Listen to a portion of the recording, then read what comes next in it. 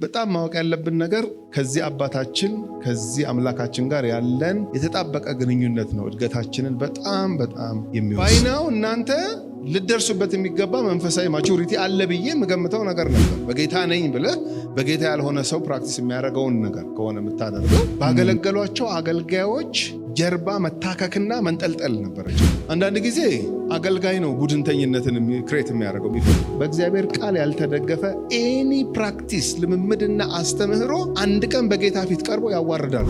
እግዚአብሔር ይመስገን። አይ ቲንክ እኔ ያደግኩበት ሰፈር ብቻ አይመስለኝም ይሄ ነገር። እናንተም ያደጋችሁበት ሰፈር እንደዚህ አይነት ነገር የሚገጥማችሁ ይመስለኛል። የሁላችንም ወላጆች አንድ አይነት ገቢ የላቸውም፣ አንድ አይነት ካራክተር የላቸውም። ልጆቻቸውን ሲያሳድጉ እንደታያቸው ምናልባት እነሱም ባደጉበት መንገድ ልጆችን ያሳድጋሉ ብዬ አስባለሁኝና መቼም የራስ ቤት አይታይም፣ የሌላው ቤት ነው የሚያስጓጓውም የሚያስቀናውም። ወይ እንትና ቤት ልጅ በሆንኩ ብዬ አውቃለሁ። አሁን ግን አይደለም ማለት አንዳንዱን እንኳን አልሆንኩ ሁሉ እላለሁ። አሁን አድጌ አይሆንም፣ የማይሆን ምኞት ነበር የተመኘሁትና ግን ያው በልጅነት እንደዛ አለ። ለምሳሌ የክፍለ ሀገር መኪና የሚነዱ ከሆኑ አባትየው የአንድ ጓደኛዬ ልጅ ብዙ ነገር ይዘው ይመጣሉ። ሸንኮራ ይዘው ይመጣሉ፣ አናናስ ይዘው ይመጣሉ፣ ሀባቢብ ይዘው ይመጣሉ፣ ማር ይዘው ይመጣሉ። ከሄዱበት ቦታ ምድሩ ያፈራውን ነገር ይዘው ይመጣሉ እና የኛ ደግሞ አያመጡ እና የእንትና ቤት ልጅ በሆንኩ ብዬ አስቤ አውቃለሁ። እና የአንዳንድ ጓደኞቻችን እናቶች ወይም አባቶች የሚያሳደጓቸው እነሱ ቤት በሆንኩ ብለን እንትን እንቀናለን። አንዳንድ ቤት ደግሞ እንኳን እዛ ቤት አልሆንኩ ደግሞ የሚያስብል ወላጅ ወይም አሳዳጊ ደግሞ አለ። ስንኖር እንደዚህ ነው እንግዲህ ያደግነው። እንደዚህም እየለፉ እንደዚህም በቃ ልጆቻቸውን በቃ ነፍሳቸው ምንጥቅ እስክትል ድረስ እየወደዱ እያኖሯቸው አንዳንድ ልጅ ከመሃል ብልሽት ይላል በባህሪው እና ሰው ራሱ ያየውና ልጁ ይሄ ጋሽ እንትና ልጅ ነው። አዎ ልጅ አልወጣላቸው። እሳቸውን የመሰለ አባት እያለው እንደዚህ ሆነ ይባላል። እሳቸውን የመሰለ እናት እያሉት እንደዚህ ሆነ እንደዚህ ሆነች ይባላል። ማለት ማነር የሌለው አይነት ነገር ስናሳይ በህይወታችን ወይም በውሳኔዎቻችን ያንን ፋሚሊ ሪፕሬዘንት ሊያደርግ የማይችል አይነት ሲቹዌሽን ውስጥ ስንገኝ ቶሎ ሰው ተመልክቶ ከወላጃችን ጋር ነው የሚያገናኝ። እንድንመለከት የምፈልገው ነገር ስለ መንፈሳዊ እድገት ነው። ማሙሻ ጋር የምታዩትን ሀሳብ ነው። በጣም ልቤን የነካ አንድ ክፍል አለ። አንደኛ ቆሮንቶስ ምዕራፍ 3 ነው ዛሬ የማሳያችሁና 23 ቁጥሮች አሉት። በተቻለ መጠን ሁሉንም ቁጥሮች ከበር ለማድረግ ሞክራለሁኝ። ግን ክፍሉን ሳጠና በጣም በቃ ልቤን የነካው አንድ ሀሳብ የሚያሳድግ እግዚአብሔር ነው የሚለው ቃል። ክብር ለጌታ ይሁን። ማደግ መመኘት በጣም አስፈላጊ ነገር ነው። የጤነኛ መንፈሳዊ ሰውም ጥማት ነው ማደግን መፈለግ። ግን በጣም ማወቅ ያለብን ነገር ከዚህ አባታችን ከዚህ አምላካችን ጋር ያለን የተጣበቀ ግንኙነት ነው እድገታችንን በጣም የሚወስን እና የእሱም ባህሪ ማወቅ፣ እሱ አስገራሚ መጋቢ እንደሆነ የሚያስፈልገንን ነገር ሁሉ ፕሮቫይድ እንደሚያቀርብልን በጣም ልናስብ ይገባናል። እኔ ጌታም በብዙ ነገር መልስ ሆኖልኛል። ማለት በስጋ አባቴ ሲሞት በጣም አዝኜ ነበር። በቃ ሄልፕለስ የሆንኩኝ በጣም የተጎዳው ማንም ዞር ብሎ ማያየኝ አይነት ሰው እንደመሆን ይሰማኝ ነበር። በጣም አዝን ነበር። በቃ ቲንክ ከኛ ቤት ከልጆቹ ሁሉ ደግሞ በጣም ልዩ አታችመንት ነበረው ከኔ ጋር ይመስለኛል። ኦፍኮርስ ከአንደኛው አመቴ ጋር ከሁሉም ይልቅ ከኔና ከሷ ጋር የበለጠ እንትንና በጣም የተጎዳ ነው እኛ ነበር። ደግሞ በጣም የሚያሳዝነው ሁሉም ቀብረውታል፣ እኔና እሷ አልቀበርም። እና በጣም የምትወዱትን አባት አለመቀበር is very tough። አሁን በቃ ሲቀብሩ አንጀታቸው ይቆርጣል ምናምን የሚባለው እውነት ነው። የሚገርመው የቀበሩት ቁርጥ አለላቸው፣ እኛ አቃተን ነው was very tough በጣም። እና አንዳንድ አመታቶችን ሳስባቸው ከማንም አጠገቤ የሌለ ማንም በቃ ማያይ ማንም ማይረዳኝ አይነት ስሜት ባዶነት በጣም ይሰማኝ። እሱም ክፍተት ማን ደፈነልህ ብትሉኝ ጌታ ኢየሱስ ነው የደፈነልህ። ክብር ለሱ ይሁን። እና በስጋ አባት ካላቸው ጓደኞቼ የበለጠ ሲያኖረኝ አይቼዋለሁ ይህን ጌታ። ክብር ለእግዚአብሔር ይሁን። እግዚአብሔር አስገራሚ አሳዳጊ አምላክ ነው፣ አሳዳጊ አባት ነው። እግዚአብሔር ይመስገን። እዚህ የጌታ ልጆች ከሆንን ዳግም ከተወለድን በእውነት የእሱ ልጆች ከሆንን ይሄ መንፈሳችን መሰክርልን ከሆነ አንድ ትልቅ ዋስትና እንዳለን ላሳያችሁ ነው ዛሬ የመጣሁት። የሚያሳድግ እግዚአብሔር ነው የሚል ቃል አለ። የቆሮንቶስ ቤተክርስቲያን ሐዋርያው ጳውሎስ እንደመሰረታት እናውቃለን። ሐዋርያት ሥራ ምዕራፍ 18 ላይ ከአቴንስ ነው ወጥቶ ወደ ቆሮንቶስ የመጣው እና ቆሮንቶስ 18 ወራት ነው የተቀመጠው፣ ዓመት ከ6 ወር ማለት ነው። ትልቁ የተቀመጠው ኤፌሶን ነው 3 ዓመት። ከዛ ቀጥሎ ደግሞ ብዙ የተቀመጠው ቆሮንቶስ ነው ማለት ነው፣ ዓመት ከ6 ወር። ሌሎቹ ብዙ በወራት ምናምን ለ3 ሳምንት የቆየባቸው እንደ ተሰሎንቄ አይነት እና ቆሮንቶስ በደም ተቀምጧል ለማለት ነው። ከኤፌሶን ቀጥሎ እና 1 ዓመት ከ6 ወር ሲቀመጥ ብዙ መግቧቸዋል ጳውሎስ፣ ብዙ አስተምሯቸዋል እና እድለኞች ናቸው የቆሮንቶስ ቤተክርስቲያን አማኞች። ግን ደግሞ ያው ሚስዮናዊ ነው እና ደግሞ ያው መጓዝ አለበት። ከነሱ ጋር ተነስቶ ደግሞ ወደ ኤፌሶን ሄደ እያለ ወደ ሌሎች ከተሞች ኢየሩሳሌምም እየተመለሰ አንጾኪያም ሪፖርት እያደረገ፣ ምክንያቱም ሚስዮናዊ አርጋ የላከችው ያች ቤተክርስቲያን ስለሆነች እንደዛ እያደረገ እያገለገለ ያለ ላይ ከ4 ዓመት በኋላ ይቺ የተከላት የቆሮንቶስ ቤተክርስቲያን በብዙ ፕሮብሌም ውስጥ እንደምታልፍ ሪፖርት ደረሰ። አሁን ከቀሌዊ ቤተሰብ ሰማሁ ይላል። አንዳንድ ኬዝ ላይም ደብዳቤም ልከውለታል። በጋብቻ ጉዳይ ለምሳሌ አሁን እንዴት ነው ማድረግ ያለብን ብለው ልከውለታል። ለጣዖት የተሰዋ አንብላ ልከውለታል። ድሮ ጣዖት አምላኪዎች ነበረን፣ አሁን ግን በጌታ ነን። ግን የድሮ ጓደኞቻችን ይጋብዙናል እንደዚህ አይነት ፕሮግራም ላይ እንሂድ አንሂድ። ኮርት ኬዝ ነበራቸው። አማኞች ተካሰው በዳኞች ፊት ቀርበው ይዳኙ ነበር። የጌታ ራስ ሲወስዱ ማነር አልነበራቸው። መንፈሳዊ ስጦታን ፕሮፐርሊ አልነበረ የሚጠቀሙት። የጸጋ ስጦታ አጠቃቀማቸው ችግር ነበረው። ትንሣኤ ሙታን የለም የሚሉ የቸርች ሜምበርስ ተገኝተው ነበረ፣ አንኳሩን ነገር ስተው ማለት ነው። ለዚህ ነው እንግዲህ ክርስቶስን ለዚህ ምድር ብቻ ተስፋ የምናደርገው ከሆነ በጣም ምስኪኖች ነው እና እኔ ግን ቅጥቅጥ አድርጌ ያስተምራቸዋለሁ። አስታውሳለሁ 1 ዓመት ከ6 ወር ስቀመጥ በደንብ ነው ያስተማርኳችሁ። ዞር ስል ግን እነዛ ሐሰተኞቹ ገቡና በጠበጧችሁ። ስለዚህ መልስ የሚሆንላችሁ ነገር ልጻፍ ብሎ ነው 1 ቆሮንቶስ 16 ምዕራፍ 2 ቆሮንቶስ 13 ምዕራፍ በአጠቃላይ 29 ምዕራፍ የተጻፈላት ቸርች ናት። ለማንም አልተጻፈም። ለየትኛውም ቸርች እንደዚህ አይነት መልእክት አልተጻፈም። 29 ምዕራፍ የፈጀ መልእክት የተጻፈላት ቸርች ቆሮንቶስ ናቺ ቤተክርስቲያን በጌታ የሆኑ ሰዎች ያሉባት ቸርች ናት። ምዕራፍ 1 ሲጀምር ይናገራል። ጌታ በኢየሱስ ክርስቶስ ለተቀደሱት ይላል። ቆሮንቶስ ምዕራፍ 1 ቁጥር 2 ላይ እንደዚህ ይላል፣ ለእግዚአብሔር ቤተክርስቲያን በክርስቶስ ኢየሱስ ለተቀደሱት።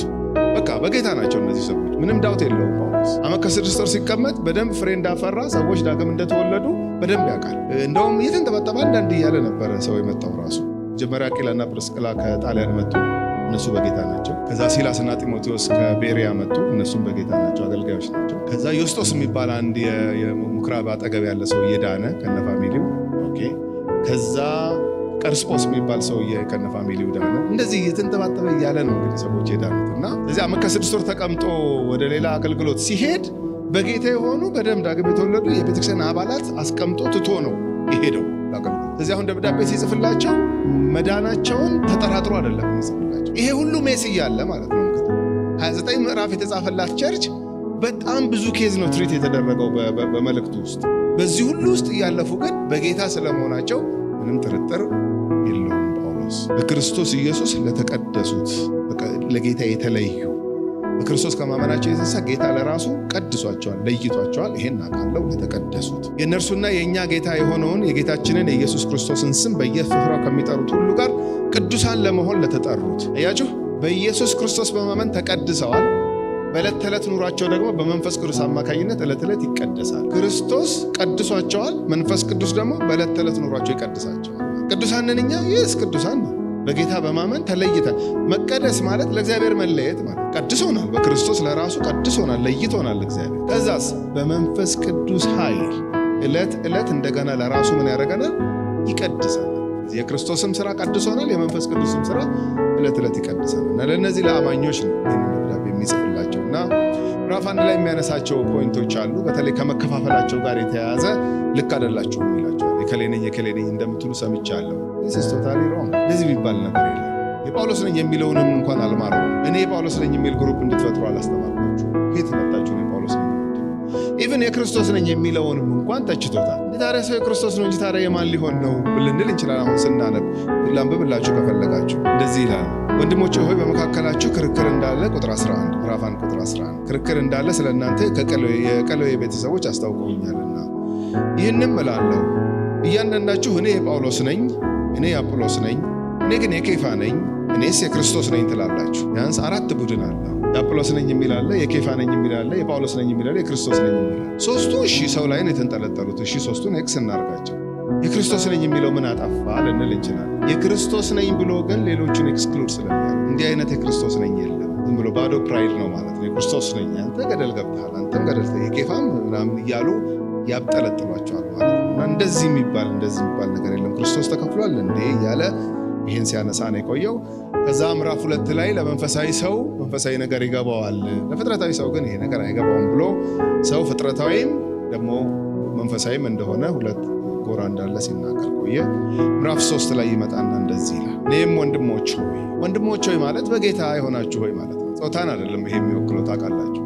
በጌታ የሆኑ ሰዎችን ለመናገር ጾታቸው ሴትም ይሁን ወንድ ወንድሞች ሲል መጽሐፍ ቅዱስ በአዲስ ኪዳን ንግግር በጌታ የሆናችሁ፣ በጌታ ያልሆኑትን ወንድሞች አይልም። ስለዚህ እኔም ወንድሞች ሆይ፣ ክርስቲያኖች ሆይ፣ የቆሮንቶስ ቤተክርስቲያን አማኞች ሆይ፣ የጌታ ልጆች ሆይ፣ ይሄ ሁሉ ፕሮብሌም እያለም እንኳን ስቲል የጌታ ልጆች እንደሆናችሁ ነው ማምነው ብሎ ይላል። እኔም ወንድሞች ሆይ የሥጋ እንደመሆናችሁ በክርስቶስም ሕፃናት እንደመሆናችሁ እንጂ መንፈሳውያን እንደመሆናችሁ ልናገራችሁ አልቻልኩም። ምዕራፍ 2 ላይ ፍጥረታዊ ሰው መንፈሳዊ ነገር ለሱ ሞኝነት ነው ብሎ ፍጥረታዊ ሰው አለ። በጌታ ከመሆናችን የነበርነው ህይወታችን ማለት ነው ፍጥረታዊ ሰው። መንፈሳዊ ሰው ግን ብሎ ነበር ሁለት በቃ ሰው በሁለት ነው የሚከፈለው ብለን ነበር ምዕራፍ 2 ላይ ወይ ፍጥረታዊ ነው ካለዛ ደግሞ መንፈሳዊ ነው። ምዕራፍ 3 ላይ መጣና ሶስተኛ ካቴጎሪ አለ። ምን ፍጥረታዊ ሰው አለ ብለናል? አዎ። መንፈሳዊ ሰው አለ ብለናል? አዎ። ይሄኛው ግን መንፈሳዊም ሆኖ ግን ስጋዊ የሚባላል። ወንድሞች ሆይ ብሎ ስጋዊ እንደመሆናችሁ ሕፃናት እንደመሆናችሁ ይላል። አላደጋችሁም። ምዕራፍ 3 ዋና የሚያነሳው ኢሹ ስለ መንፈሳዊ እድገት። በጌታ ናቸው፣ ወንድሞች ናቸው አውቃለሁ፣ ግን ሕፃናት ናቸው እና ይሁኑ። ታዲያ ሕፃናት ቢሆኑስ?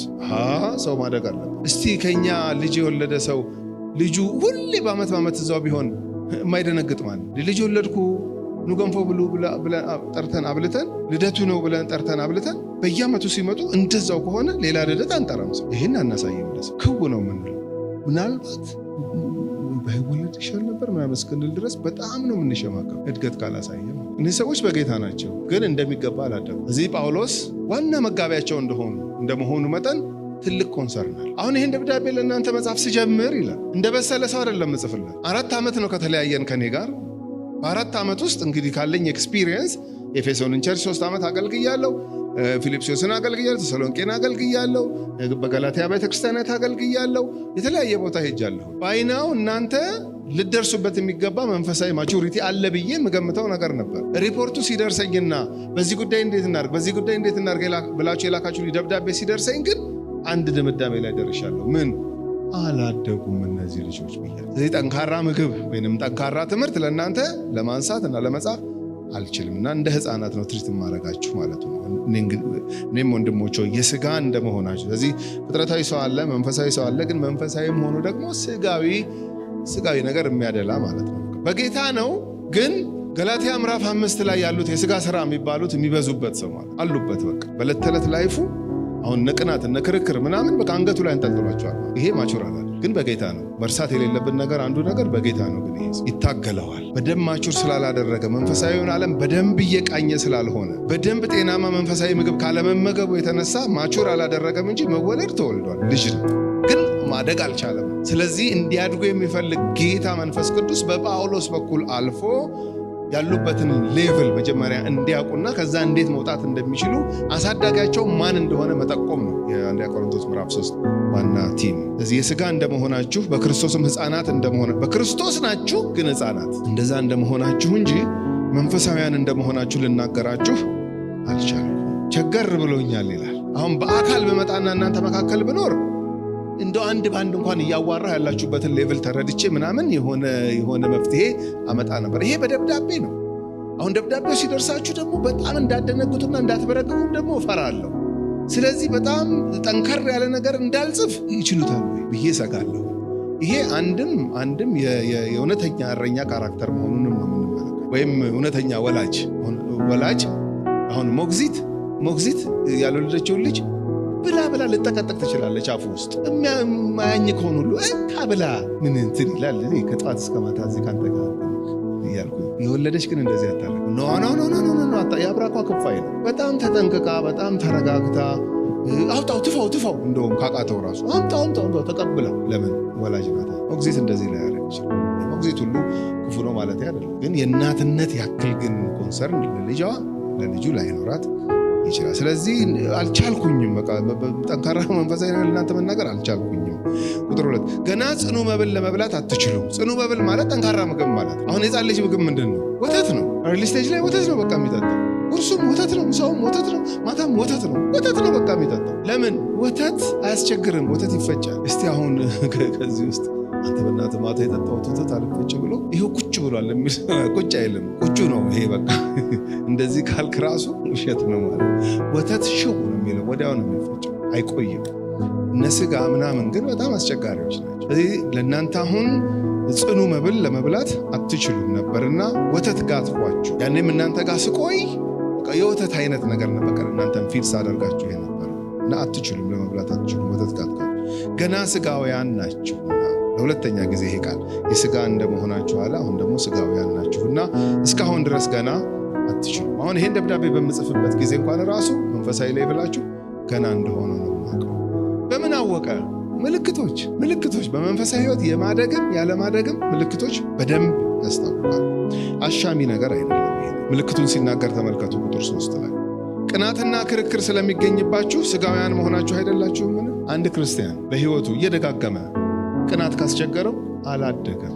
ይሄው መጽሐፍ ቅዱስ ነው።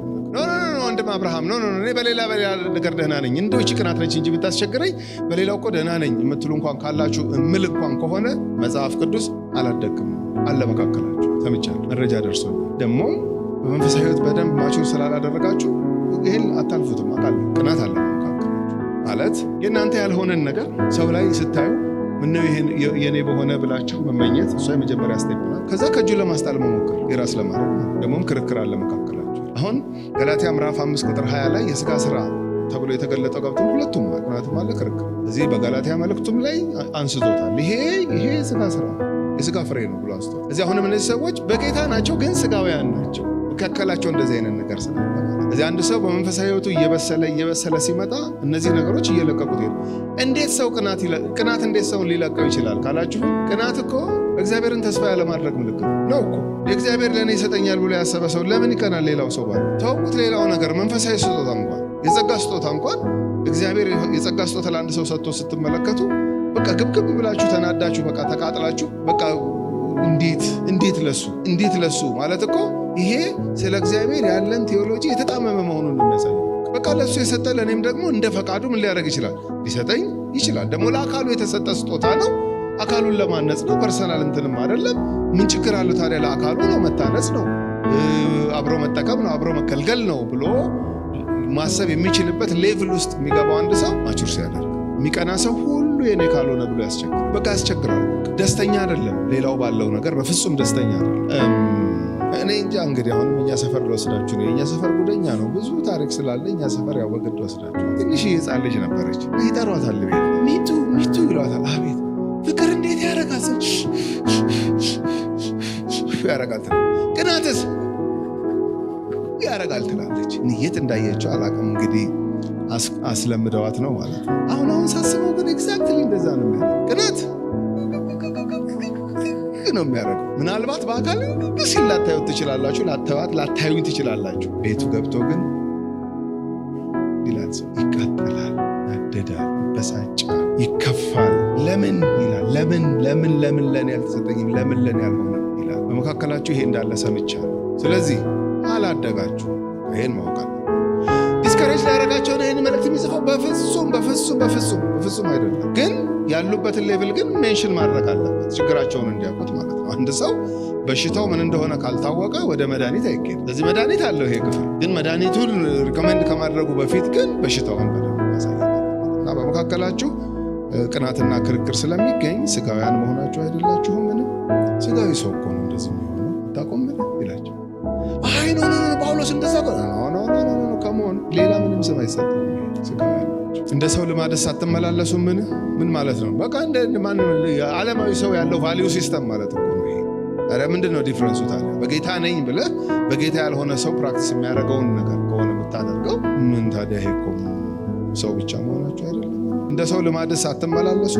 አንዱ እኔ የጳውሎስ ነኝ፣ ሁለተኛውም እኔ አጵሎስ ነኝ ቢል ሰዎች ብቻ መሆናችሁ አይደለም? ያችሁ አሁን አንዱ ይሄ ክርክራቸውና ቅናታቸው አንዱ ባገለገሏቸው አገልጋዮች ጀርባ መታከክና መንጠልጠል ነበረች። ሁለት ስም ነው እዚህ ጋር የተጠቀሰው፣ ጳውሎስና አጵሎስ። ጳውሎስና አጵሎስ በቆሮንቶስ ቸርች የነበራቸው ሮል ምንድን ነው? በተከላው ላይ ጳውሎስ ነው። ቸርቿን በመትከል ቸርች ፕላንቲንግ የሚባለው የመጀመሪያ ስራው ላይ ቆሮንቶስ ከተማ ወንጌል ይዞ የገባው ጳውሎስ ማንም አይቀር ገባ። አቂላና ፕርስቅላ ከጣሊያን መጡ። ባልና ሚስቱ አብሮ ሆኖ በየሰንበቱ ለግሪክ ሰዎች፣ ለአይሁዳውያን ቃሉን ያስረዳል። ከሰንበት ከመድረሱ በፊት ደግሞ መንዴይ ቱ ፍራይዴ ደግሞ ድንኳን ሰፊ ነው። ባልና ሚስቱ ድንኳን ሰፊ ናቸው። አብረን እንኳን ይሰው እንደዚህ ነበር ማለት። ከዛ ጢሞቴዎስና ሲላስ ከፊልጵስዩስ ቤተክርስቲያን የገንዘብ እርዳታ ይዘውለት መጡ። ድንኳን አልሰፋም ገንዘብ ከመጣ ለምን እሰራለሁ አለና ፉል ታይም አገልግሎቱን ቀጠለ። ሰዎች መዳን ጀመሩ። ቤተክርስቲያኒቱ ተከላ ላይ ማንም የለም፣ ጳውሎስ ነው። ምን ጥያቄ ነው? ልክ ጳውሎስ 1 ዓመት ከ6 ወር አገልግሎ ወደ ኤፌሶን ሙቭ ሲያደርግ አጵሎስ የሚባል አገልጋይ ደግሞ ከኤፌሶን ወደ ቆሮንቶስ መጣ። ይተላለፉ ነው የምንመለከተው። በቸርች ተከላ ላይ ጳውሎስ ነው። በማነጽና በማሳደግ ላይ ደግሞ የቆሮንቶስን ቸርች አጵሎስ ነው ድርሻውን የሚወስደው። ለዚህ ነው ሁለቱ ስሞች እዚህ ጋር የተጠቀሱ። ችግሩ ግን ምንድነው? የቆሮንቶስ ቤተክርስቲያን ምን ችግር ውስጥ ወደቁ? ተከፋፈሉ። ቸርቿ ውስጥ ያሉ ሰዎች ምን እያሉ? አጵሎስን ፌቨር የሚያደርግና የሚወደው አጵሎስ ነው ባካ አንደኛ ይላል። ሄይ አንተ ደግሞ የለም ብለህ ነው እንዴ ጳውሎስ? ኧረ በእናትህ አይደርስበትም፣ ጳውሎስ ነው አንደኛ ይላል። በሌራስ ጉዳይ ቆይ አጵሎስ የምን አገር ሰው ነው መባባል ሁሉ ሳይጀምሩ አይቀር። መዘዝ ሲመጣ እኮ ማቆሚያ የለውም እኮ። የሚገርማችሁ ነገር በፍጹም መቆርቆር የሌለበት ነገር ውስጥ ነው የሚገባው ሰው። ቆይ አጵሎስ የምን አገር ሰው ነው? የእንትን አገር ሰው ነው እኮ። ታዲያ እንትን አገር ሰው ስለሆነ እኔ ታዲያ የምን አገር ሰው ነኝ ሊባባሉ ማለት። ስለዚህ ጳውሎስን ፌቨር የሚያደርጋለ፣ አጵሎስን ፌቨር የሚያደርጋለ። ይሄ ለቸርቿ አለማደግና መቀጨጭ ምክንያቱ ነው። ጳውሎስ ራሱ በጣም ማቹር ማድረጉን የምረዳው በምን እንደሆነ ታውቃላችሁ? የጳውሎስ ነኝ የሚለውን እንኳን አይቀበል። አሁን ይሄ ሰው በጣም እግዚአብሔር ባይረዳው ኖሮ ምን ሊያደርግ እንደሚችል ታውቃላችሁ? ቁጠሩልኝ የጳውሎስ ነኝ የሚለውን 16 ቴንኪዩ ከ16 ሰው ውጭ አላውቅም። በቃ ቆሮንቶስ ከተባለ 16ቱ ናቸው። በቃ እንጻጻፍ፣ እናንተም ችግር ካለ ጻፉልኝ፣ እኔም እጽፍላችኋለሁ፣ እንደ ከቻልኩ ደግሞ ቪዚት አደርጋችኋለሁ። በቃ 16 ሌላው ገደል ገብቷል ይል ነበር። እግዚአብሔር ስለረዳው ነው ውረዱ ከላይ ላይ። አሁን እኮ ተንጠልጠሉ የሚል ነው። የምሬን እኮ ነው የምላችሁ። እነዚህ አገልጋዮች ውረዱ ከላያችን ላይ ነበር የሚል። አሁን ደግሞ እባክህ ተንጠልጠልብኝ። ሰውም ደግሞ ለመንጠልጠል በጣም የሚጣጣርበት ዘመን ላይ ነው። ይሄ ክፍል የሚናገረው ምንድነው? ሰው ላይ ከተንጠለጠልክ ስጋዊ ነህ ነው። ለምን አፍርቶ ይጥልሃል? የተንጠለጠልክበት ሰውዬ ነው። ለዘላለም የማይጥልህ ጌታ ላይ አትለጠፍም። ሄደህ እሱ ላይ አትንጠለጠልም። ክብር ለእግዚአብሔር ይሁን። የማይወረውርህ የማይጥልህ ማለት ስለዚህ ይሄ አያዋጣችሁ። የጳውሎስ ነኝ አጵሎስ ነኝ የምትሏት ክርክርና መከፋፈል የመንፈሳዊ ብስለት ያለ የሚያሳይ ሰው ካራክተር አይደለም። አጵሎስ ነኝ ከሌ ነኝ የጳውሎስ ነኝ የምትሉት ሰዎች ብቻ መሆናችሁ አይደለም። ምን ማለት ነው? ይሄ እኮ ዓለማዊ ሰው እንደማለት ነው። እንዴት እንደዚህ አይነት ካራክተር ታሳያላችሁ? አገልጋዮቻችንን ማክበር ጥሩ ነው። አገልጋዮቻችንን መውደድ ጥሩ ነው።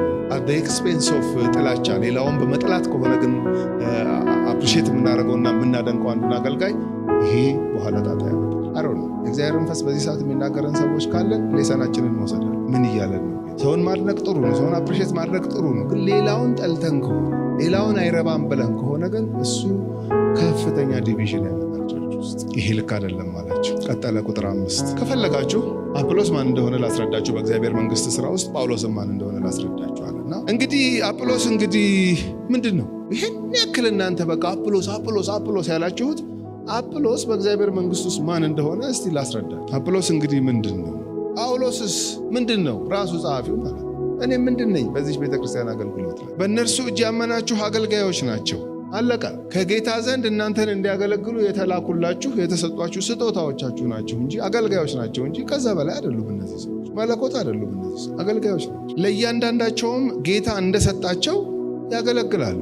አምርተው አይደለም ያገለግሏችሁ፣ ተቀብለው ነው ያገለግሉ። በውስጥ እንኳን ማድረግ አይችሉም ማለት ከጌታ እንደተቀበሉ ጌታ እንደሰጣቸው ማለት ለምእመኑ ለአካሉ ለቆሮንቶስ ቤተክርስቲያን አባላት የሚሆንን ጸጋ ጌታ ለእኔም ለአጵሎስም ሰጠን። በሰጠን ጸጋ ሰርቭ አደረግናችሁ፣ አገለገልናችሁ። አለቀ።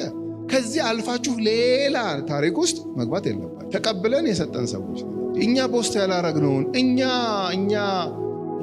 ያላቋቋምነውን ክፍፍል እንዴት እናንተ ትፈጥራላችሁ? አንዳንድ ጊዜ አገልጋይ ነው ቡድንተኝነትን ክሬት የሚያደርገው የሚፈጥረው። አንዳንድ ጊዜ ግን አገልጋዩ በሌለበትና በማያውቁ ሰዎች ተቧድ ነው የእንትና ነኝ ብለው ቁጭ ይላል። እግዚአብሔር የረዳው ሰው ዞር በል ከዚህ ነው የሚለው። የእንትና ነኝ የሚባል ነገር አላውቅም፣ ከሆንክ የጌታ ሁን እንጂ የኔ ነኝ የሚባል ነገር የለም ይላል። እግዚአብሔር ያረዳው ሰው ደግሞ እንትና አሉልኝ እያለ በደንብ አድመኝነቱን አጧጥፎት የሚኖርም ሰው ሊኖር ይችላል። ጳውሎስ ግን ክሊር እያደረገ መጣ። እኛ አገልጋዮች ነን፣ እንደተሰጠን ጸጋ እናገለግል።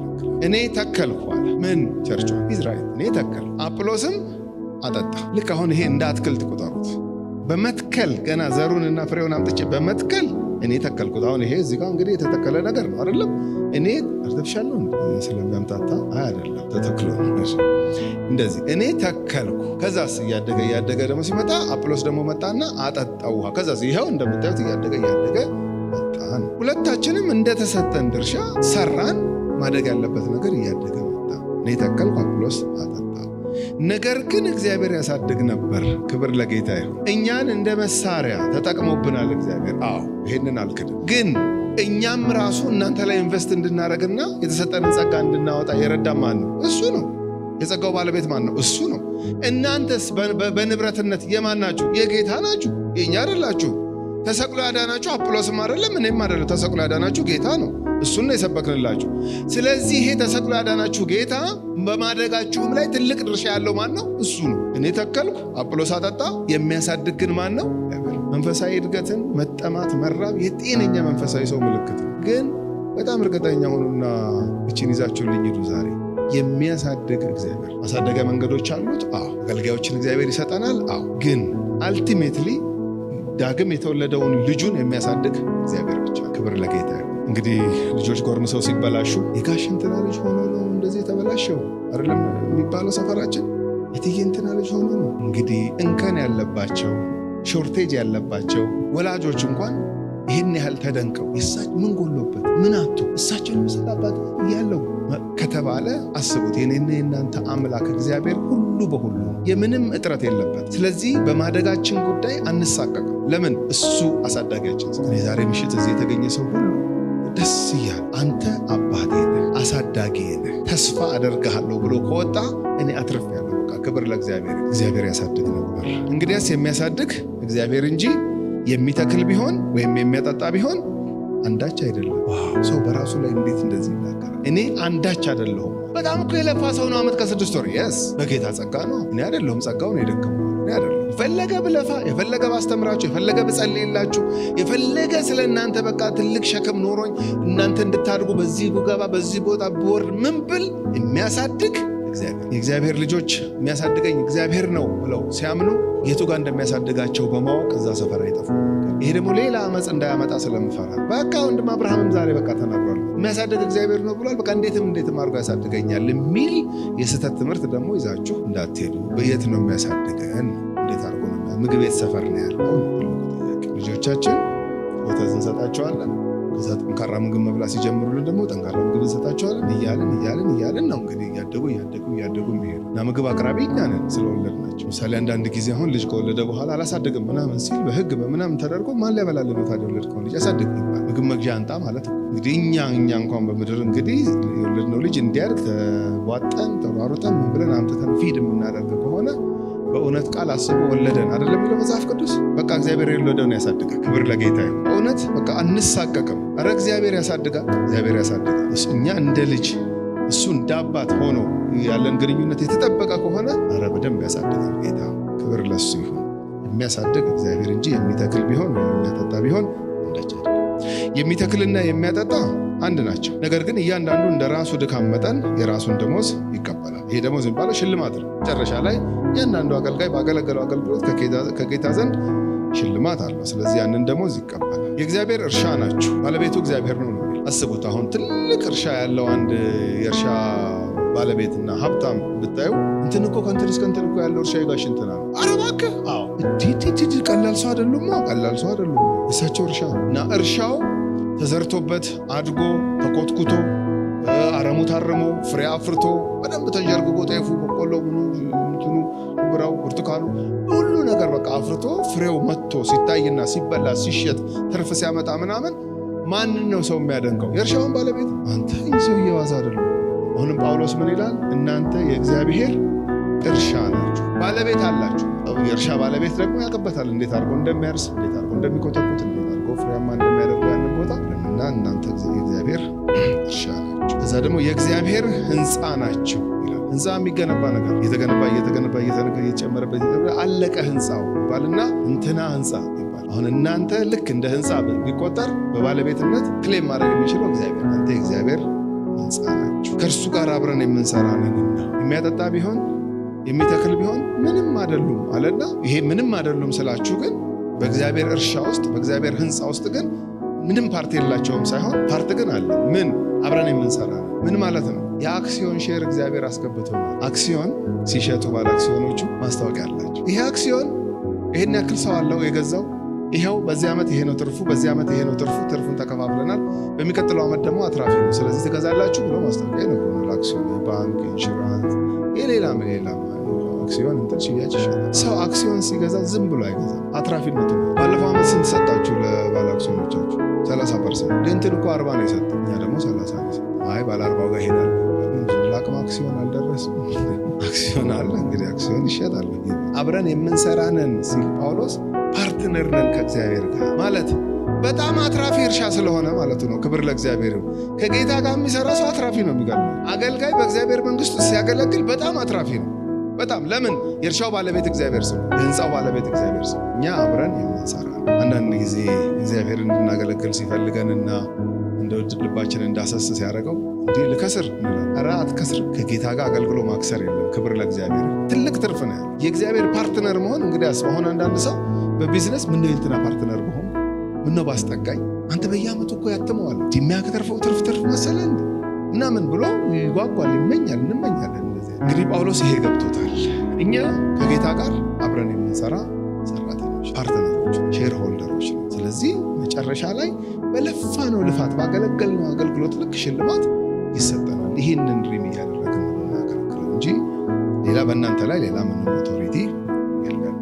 ቁጥር 10 የእግዚአብሔር ጸጋ እንደተሰጠኝ መጠን እንደ ብልሃተኛ የአናጺ አለቃ መሰረትን መሰረትኩ። አሁንም ስለ ፕላንቴሽኑ ነው የሚያወራው።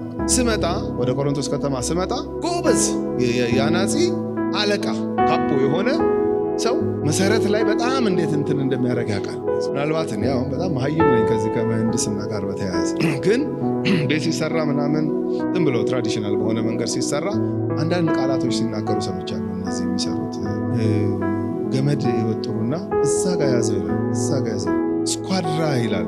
ስኳድራ አልመጣም ይላል። ኦኬ ስኳድራ እሺ ይላል። ከዛ ደግሞ ገይደው ይላሉ። ደግሞ እኔ ገይደው ሌላ ነበር የማውቀው ሰው መሸወድ ነገር ገይደው ይላል። ምንድነው? ገመዱን እንጨት የተሰከለችው ውጭ ካለ ያርግና ከዛ እንደዘገ ከዛ አዙሮና አራት ማዕዘን ነገር ስራ ምናምን ብቻ አለ የሚጠቀሙት ቃላት እንደዚህ ይጠቀሙ። ፋውንዴሽን ላይ በጣም ነው የሚጠነቀቁት። ለምን? እዛ ከተበላሸ ከዛ በኋላ የሚደረገው ብሎኬት የተበላሸ ጠማማ ነው የሚሆነው። ጳውሎስ ቆሮንቶስ ከተማ ስገባ እንዲህ ነው ያደረጉት። የእግዚአብሔር ጸጋ እንደተሰጠኝ መጠን እንደ ብልሃተኛ የአናጺ አለቃ፣ አናጺ ብቻ አይደለም የአናጺ አለቃ ነኝ ይላል። የአናጺ አለቃ መሆኑ ደግሞ ብልሃተኛ የአናጺ አለቃ ይላል። ለምን እንደሆነ ታውቃላችሁ? በተሳሳተ መሰረት ላይ ሰዎች እንዳይመሰረቱ ተጠንቅቄ ነው ቸርቿን ፕላንት ያደረገው። ዛሬ እንዲህ ባቦ ሰጡኝ የሚሰራውን ስራ ጳውሎስ በጣም በጥንቃቄ ነው እናንተ ከተማ ስራው ላይ ሰራው። ብልሃተኛ የአናጺ አለቃ ልክ እንደዛ መሰረትን ብልሃተኛ የሆነ የአናጺ አለቃ ካቦ መሰረት ላይ ተጠንቅቆ ነው የሚሰራው። በጣም ተጠንቅቆ ነው። አሁን የምናያቸው ትልልቅ ፎቆች ከፍተኛው ስራ የተሰራው መሰረት ላይ ከስር ወደ ታች 3 ለፓርኪንግ የሚሆን ግራውንድ መሰራት ካለበት ተቆፍሮ ሺሮል የሚባል የሆነ ደግሞ የጎረቤት እንትን እንዳይደረመስ ደግሞ የሚሰራ እንትን አለ። በጣም በጥንቃቄ ነው የሚሰሩት። በጣም ከዛ በኋላ መደርደር ነው የሚሆነው። በቃ ለምን እንትኑን ይዟል። እኔ ቆሮንቶስ ከተማ ስመጣ ልክ ብልሃተኛ የአናጺ አለቃ ተጠንቅቆ መሰረት እንደሚመሰረት ፋውንዴሽኑ ላይ ትልቅ ስራ እንደሰራው አስታውሳል። ምክንያቱም መንፈሳዊ ስራ ስለሆነ መሰረትን መሰረት ሌላውም በላዩ ያንጻል። አጵሎስ ማለት ነው እኮ ሌላው የሚለው ሌላ እኮ ሰው አይደለም። ምክንያቱም አጵሎስ የማነጽ ስራ ነው የሰራ፣ የተከላ ስራ አልሰራ። ኦልሬዲ ቸርቿ ኤግዚስት አድርጋለች። ሐዋርያ ሥራ ምዕራፍ 18 ቁጥር 23 እና 24 ጀምሮ ብትመለከቱ አጵሎስን በእግዚአብሔር ቃል እጅግ ያንጻቸው ነበር ይላል የቆሮንቶስ ነው። ስለዚህ እኔ መሰረትኩ፣ ሌላው ደግሞ በዛ ላይ ያንጻል። ስለዚህ ጤነኛ መሰረት ስለተመሰረተለት አጵሎስ ከኤፌሶን ወደ ቆሮንቶስ ሲመጣ ጥሩ መሰረት ላይ ያለች ቤተክርስቲያን ስለሆነ ያገኘው ማነጽ ጀመረ። በቃ የመጣ ልክ ብሎኬት እንደሚደረደረው የእግዚአብሔር ሕንፃ ስለሆኑ እነዚህ ሰዎች ያው ደግሞ በዛ ላይ ያንጻ። እያንዳንዱ ግን በእርሱ ላይ እንዴት እንዲያንጽ ይጠንቀቅ። በተመሰረተው መሰረት ላይ የሚታነጸውን ነገር ሲያንጽ ትክክለኛ የእግዚአብሔር ሕንፃ እንዲሆኑ፣ ትክክለኛ የእግዚአብሔር እርሻ እንዲሆኑ ማጠጣትም ካለበት ልክ እርሻ መጠጥ የሚጠጣ ውሃ እንደሚፈልግ ሲያጠጣም ተጠንቅቆ ያጠጣ፣ ሲያንጽም ተጠንቅቆ ያንጽ። ከተመሰረተው በቀር ማንም ሌላ መሰረት ሊመሰርት አይችልምና በዛች ከተማ ሌላ አዲስ መሰረት አይመሰረትም። ኦልሬዲ እኔ አገልግያለሁ በመስረታው ላይ፣ እሱም ኢየሱስ ክርስቶስ ነው። ማንም ግን በዚህ መሰረት ላይ በወርቅ ቢሆን በብርም ቢሆን በከበረ ድንጋይም በእንጨትም በሳርም ወይም በአገዳ ቢያንጽ የእያንዳንዱ ሥራ ይገለጣል። በእሳት ስለሚገለጥ ያ ቀን ያሳያልና የእያንዳንዱም ሥራ እንዴት መሆኑን እሳቱ ይፈትነዋል። መሰረቱ ላይ ተጠንቅቄ መስርቻለሁ።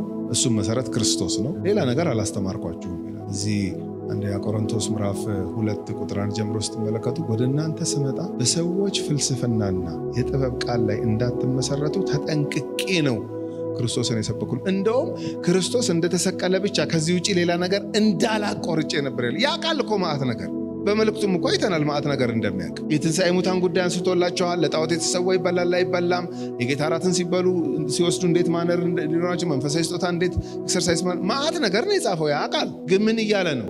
ልክ ምንም ሌላ ነገር ካፉ እንደማይወጣ ሰው ግግም ብዬ አውቄ ይላል። አውቄ ክርስቶስ እንደተሰቀለ ከሱ ውጪ ሌላ ነገር ላላ ቆርጬ ነው እናንተ ከተማ የገባው። ለምን? በሰው ፍልስፍና ላይ እምነታችሁ እንዳይመሰረት ተጠንቅቄ ነው። መሰረት ስመሰረት ተጠንቅቄ ነው። እንዴ አንዳንድ ቦታዎች እኮ የመጽሐፉ ክርስቶስ አይደለም የሚሰበከው፣ የሰው ፍልስፍና ነው ነበረ በዛም ዘመን እንደዚህ አይነት ነገር። እኔ ግን አለ ጳውሎስ በጣም ተጠንቅቄ ነው መሰረት የመሰረትኩት። እሱም ምንድነው? ማነው? ክርስቶስ። እንግዲህ መሰረተ ክርስቶስ ሰው ስለሆንኩኝ ደግሞ እግረ መንገድ መቼም ይችን ሳልናገር ቦርድ ከተመሰረተው በቀር ማንም ሌላ መሰረት ሊመሰረት አይችልምና እርሱም ኢየሱስ ክርስቶስ ነው። በነገራችን ላይ የመሰረተ ክርስቶስ ቤተክርስቲያን ዋና መሪ ጥቅስ ይሄ። ለዚህ ነው መሰረተ ክርስቶስ የተባለው ነው።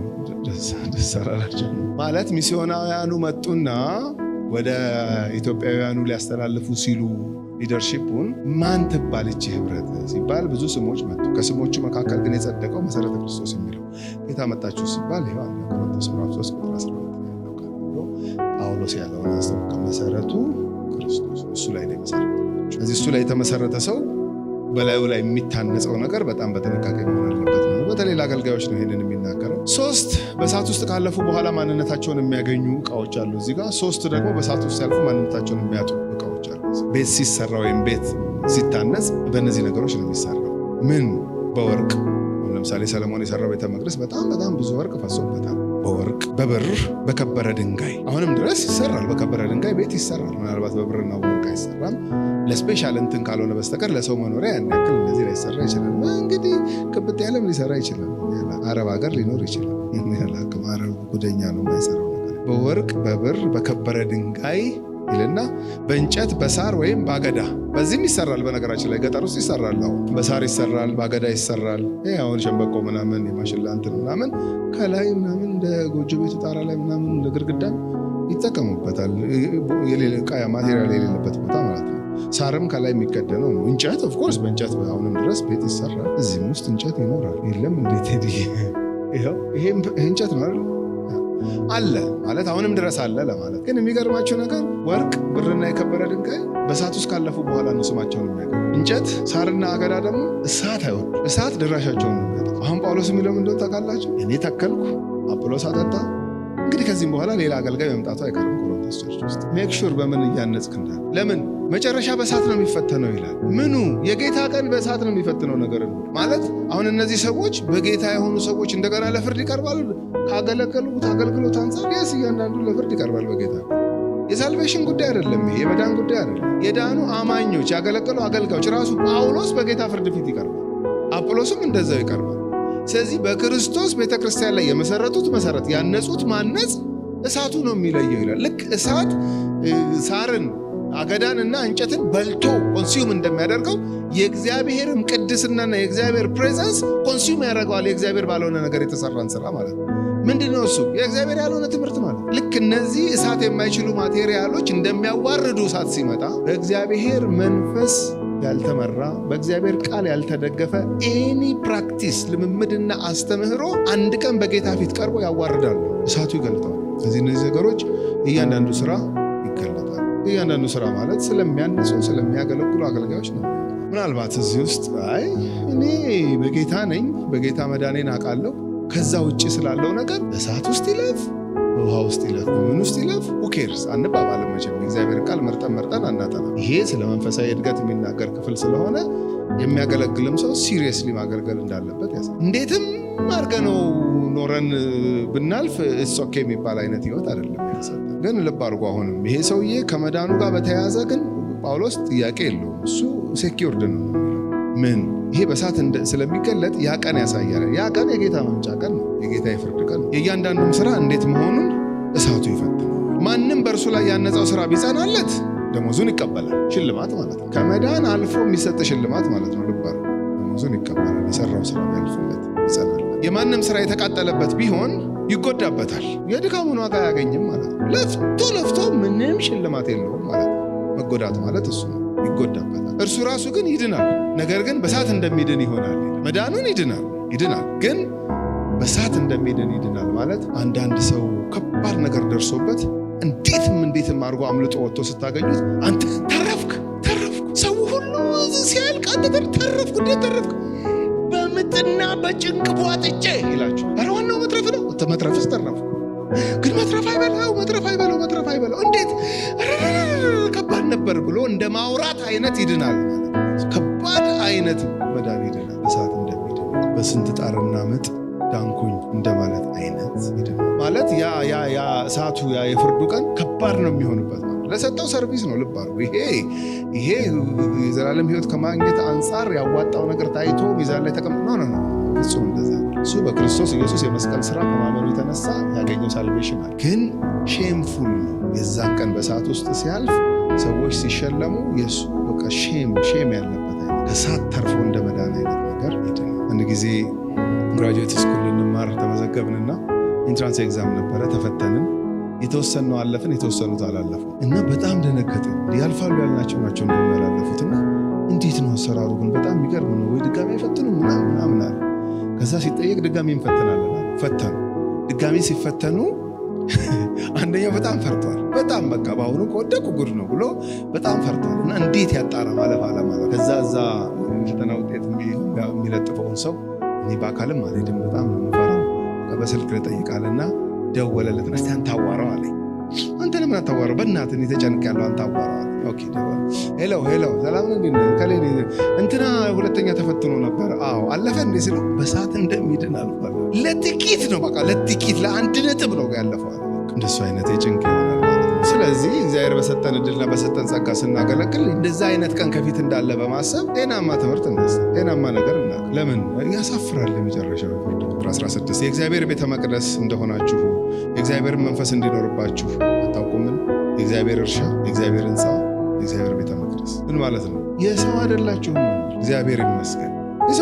ሰው ነው ብድግ ብሎ የሰው ካልሆንኩ የሚለው እንጂ የሰው አይደላችሁም አይደላችሁ። የሚያዋጣውም የሰው አለመሆን የጌታ መሆን የእግዚአብሔር ቤተ መቅደስ የመንፈስ ቅዱስ ማደሪያ እንደሆናችሁ አታውቁምን? ማንም የእግዚአብሔርን ቤተ መቅደስ ቢያፈርስ እግዚአብሔር እርሱን ያፈርሰዋል። ኢንዲቪጁዋሊ እያንዳንዳችሁ መቅደስ ናችሁ አይነት ሳይሆን ኮንሴፕቱ the whole body of Christ ቤተ ክርስቲያን የክርስቶስ መቅደስ ናት፣ ቤተ መቅደስ ናት። ይቺን ቤተ መቅደስ የእግዚአብሔርን ቤተ መቅደስ አንድ ሰው ማንም ተነስቶ ቢያፈርስ እግዚአብሔር እርሱን ያፈርሰዋል ማለት ስደት ሲያስነሱባችሁ አሳዳጆቻችሁን ይገላል ምናምን አይመስለኝም። ምክንያቱም እንደዛ ያልሆነባቸው ኬዞች ስላሉ መጽሐፍ ቅዱስ ላይ ማለት ምንድን ነው ታዲያ እሱን ያፈርሰዋል ማለት የእግዚአብሔር ቤተ መቅደስ ቅዱስ ነውና ያውም እናንተ ናችሁ። ታዲያ ምንድናት እቺ እግዚአብሔር ቤተ መቅደስ የሚያፈርስ? ማንም ይሄን ቢያፈርስ እግዚአብሔር እሱን ያፈርሰዋል። እኔ በጣም አልገባኝም። እና ሳይገባ ነው ከቤት የመጣኸው? አዎ ሳይገባኝ ነው የመጣሁት። የምትገምተው ነገር አለ ከጠቀማችሁ ከሆነ ምናልባት የምገምተው እንዲህ አይነቱን ሰውዬ ጌታ በጊዜ ይወስደዋል ይመስለኛል። ብዙ ሳይረብሽ ይመስለኛል ያልኩት። በኋላ ደግሞ ሌላ ጣጣ እንዳታመጡ እናንተ ተመራመሩ። ይሄ እኮ ምን በቃ ባይብል ስተዲ እኮ እንደዚህ አይደል እንደ የሚጠናው። ታዲያ ተመራመሩ ደግሞ ገብታችሁ ምንድን ነው እናንተ እግዚአብሔር መቅደስ ናችሁ። እሺ እግዚአብሔር ሕንፃ ናችሁ። እሺ እግዚአብሔር እርሻ ናችሁ። እሺ ይሄን የእግዚአብሔርን ቤተ መቅደስ እናንተን ቸርችን የሚያፈርሰውን ያፈርሰዋል ይላል። እንግዲህ ይሄ የሚያሳድደውን ይሄ ቤተክርስቲያን የሚያሳድደውን ሰውዬ እንዳንል ቤተክርስቲያን አሳዳጁ ነው ይሄን የጻፈው ተለውጦ አይደለም። ከጳውሎስ በላይ ቸርች ያሳደደ ሰው አለ?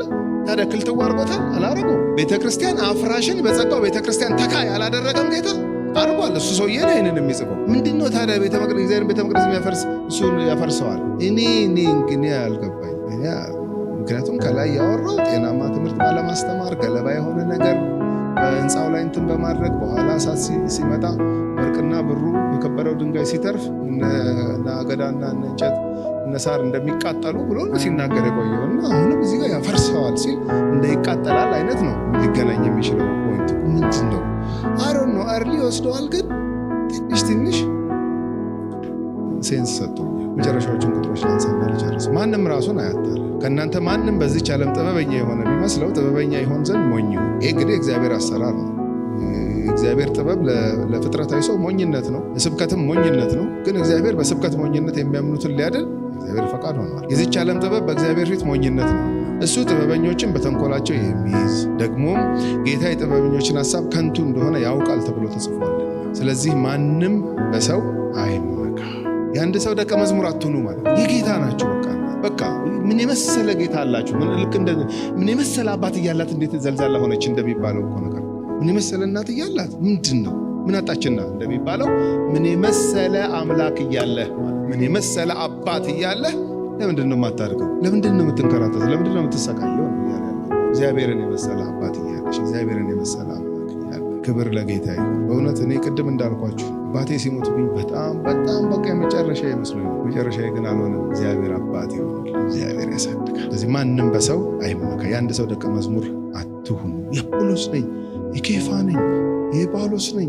ኖ ይሄ የቤቢነት ምልክት ነው። ከዚህ ይደግ መረዳታችሁ፣ ከዚህ ይስፋ፣ ማቹር አድርጎ እንጂ ነገር ሁሉ የእናንተ ነውና ጳውሎስ ቢሆን አጵሎስም ቢሆን ኬፋም ቢሆን ዓለምም ቢሆን ሕይወትም ቢሆን ሞትም ቢሆን ያለውም ቢሆን የሚመጣውም ቢሆን ሁሉ የእናንተ ነው። እናንተም የክርስቶስ ናቸው፣ ክርስቶስም የእግዚአብሔር ነው ብሎ ዝግት አለ።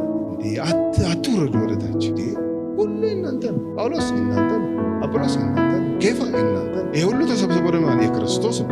ክርስቶስ የእግዚአብሔር ይህን የመሰለ አምላክ እያላችሁ ነው። በጌታ ነን። እግዚአብሔር ይመስገን። በመሰረት ላይ ተመስርተናል። እግዚአብሔር ይመስገን። እንድናድግ ግን ጌታ ይፈልጋል። እንዴት ነው የምናድገው? የሚያሳድግ እግዚአብሔር። ይሄ የሚያሳድግ እግዚአብሔር ምግብ የት አስቀምጧል? እሱ እንግዲህ ፋይንድ አውት ማድረግ። እዚህ የመጣን እንመገባለን። ምናልባት በቤት ህብረት ውስጥ ደግሞ ስሞል ግሩፕ ሆነን ደግሞ የምናጠና ከሆነ እንማራለን። የደቀ ትምህርት ይኖራል። ኢቨን ኢንፎርማሊ በፍሬንድሺፕ ውስጥ ራሱ ስንገናኝ ተጫወተው አይደለም የሚለው እግዚአብሔርን ቃል ስንገናኝ እርስ በርስ እግዚአብሔርን ቃል ስንጫወት ስንነጋገር አንዳችን ሸክም እንዲህ ነው ማቹር እየተደረገ ነው። ግን አንዳንድ ጊዜ በሆነች ኬዝ ብን ብሎ ከቤተክርስቲያን ይጠፋና አንዳንድ ሰው እድገቱ ጥያቄ ውስጥ ይገባል። በጣም ይቀጭጫል። በጣም ክሊክ ማድረግ ያቅተዋል። ከሆነ ዓመት በኋላ ራሱ የሚገርማችሁ ከሱ ባቾች ጋር አብረው ደቀ መዝሙር የተማሩ አብረው የተጠመቁ አብረው እንትን ያሉ ቤተክርስቲያን ጓደኞቹ ጋር እንትን ማድረግ በጣም ሲቸገር ታያላችሁ። ለምን? ሌላ ፕራክቲስ ውስጥ ገብቷል። ሌላ ልምምድ ውስጥ ገብቷል። ዳግም እንዲወለድ የረዳው ጌታ ደግሞ እዛ ሰፈር ምግብ የለም። በቃ ልጆች በትክክል ምግብ ሲቀርብላቸው ካደጉ መንፈሳዊ ሕይወትም ከዚህ ውጭ አለ። ይሄ መጽሐፍ እዛ ወርውሮ ማደግ የሚባል ነገር የለም። ይሄ መጽሐፍ ጓደኛችን መሆናል። ክብር ለጌታ ይሁን። ይሄ ነው ምግቡ። ይሄ ነው ምግቡ። የእግዚአብሔር መንፈስ ምግቡ ጸሎት አካባቢ መገኘት ነው።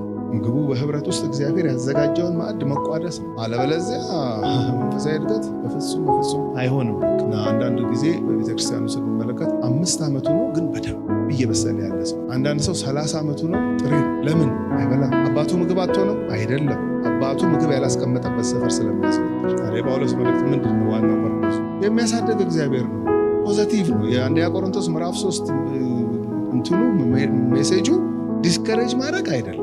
በፍጹም ቅናት አለ፣ ክርክር አለ፣ እንትናነኝ ትላላችሁ ምናምን በቃ ዜሮ ገብታችኋል አይደለም ያለ ካሞን የእነዚህ ሁሉ አገልጋዮቻችሁ ሁሉ አባት እግዚአብሔር አምላክ እግዚአብሔር እዚህ እሱ ምናችሁ ነው? አባታችሁ ነው። እናንተ ደግሞ የዚህ የትልቁ አምላክ እርሻ ናችሁ፣ የሰው አይደላችሁ። ልንጠልጠል ካላችሁ ትጎዳላችሁ፣ ከተንጠለጠላችሁ ግን ባለቤቱ ላይ የእርሻው ባለቤት ላይ የህንፃው ባለቤት ላይ ክብር ለእግዚአብሔር ይሁን፣ የመቅደሱ ባለቤት ላይ ጠልጠሉ። ስለዚህ እንዲህ አይነት አባት ስላለን እንዲህ አይነት አምላክ ስላለን ኮራ ብለን ነው ዛሬ ወደ ቤት የምንሄደው። በእውነት ስንጸልይ ራሱ ቴንኪው ጌታ ሆይ ቴንኪው። በስጋ አባት ላይኖራችሁ ይችላል፣ እናት ላይኖራችሁ ይችላል፣ ሊኖራችሁ ይችላል፣ ላይኖረን ጓደኛ ምናምን መካሪ ታላቅ ምናምን ይኑርም አይኑርም እግዚአብሔር አለ። ክብር ለጌታ ይሁን። በእውነት ትልቁ እግዚአብሔር በቃ ሰው የሚያደርግ የሚያሳድግ ሰው ፊት የሚያቆም እግዚአብሔር ይባረክ። በእውነት በቃ ማሳፍር ሰው አድርጎ የሚያቆም አምላክ አለሽ አለህ አሎት። ከኔ በእድሜ የምትበልጡ ካላችሁ እንጸልይ።